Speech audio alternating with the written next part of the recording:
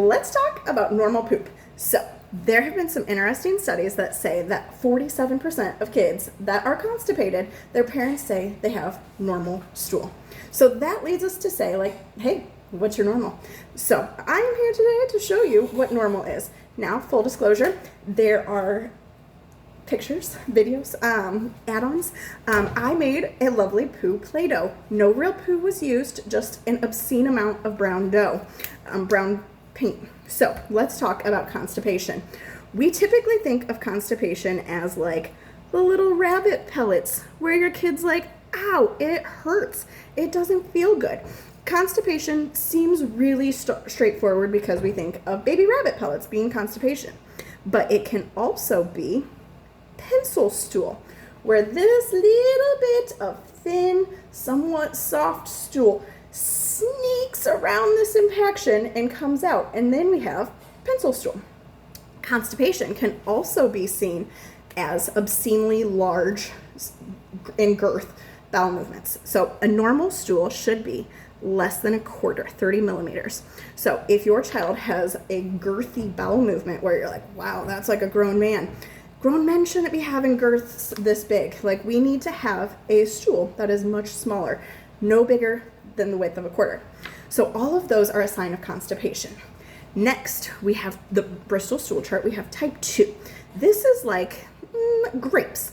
They're well defined. They're almost together, but you still see each of the little crevices.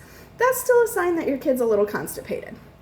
Next, we have the well-mounted one, which these stick together, but again, you can see the crevices. Like, you can see where the intestines were moving and where they were going.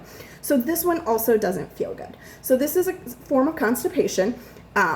It's better formed than our little rabbit pellets, definitely better formed than our grapes, but still like a corn on the cob texture, not feeling great. Any of those can also come with liquid movements, because the same pencil, sometimes that just gets so much liquid built up that it slides right past. So liquid can also be a sign of constipation.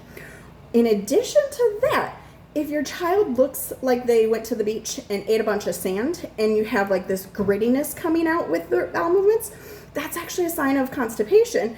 And we have all of this bowel backed up, and that softer poop is sneaking by the intestines, but it's like, hey, I'm gonna get some of this, and it starts to flake it off. So sandy bowel movements can also be a sign of constipation. So what is normal? Normal is a soft, smooth poop that is, again, less than a quarter.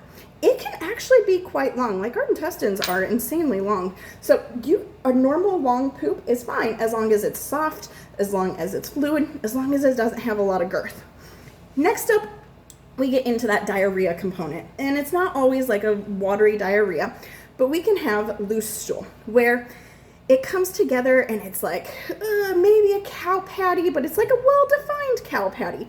Or it can look like little blobs of chicken nuggets where you're like, did you digest your food at all? I don't know. But these little bowel movements that are soft, they're easy-ish to pass. These are a sign of moderate diarrhea. Not completely loose, just a little bit less formed than we want. And then we get into the cow patty that looks like it exploded. This is in a bowl for a reason, because it's this soft, fluffy texture that just is mushy. It has ragged edges. It just kind of slides right out. And then we have what everybody considers true diarrhea, and that's just liquid stool. It looks like nothing has formed. So this is diarrhea. So again, there are variations that people usually think of the two extremes of rabbit pellet versus liquid. And there's actually a lot more in between. So we want this nice, smooth bowel movement that's pain-free, doesn't cause aching, doesn't see the bearing down movement, nice, smooth, soft.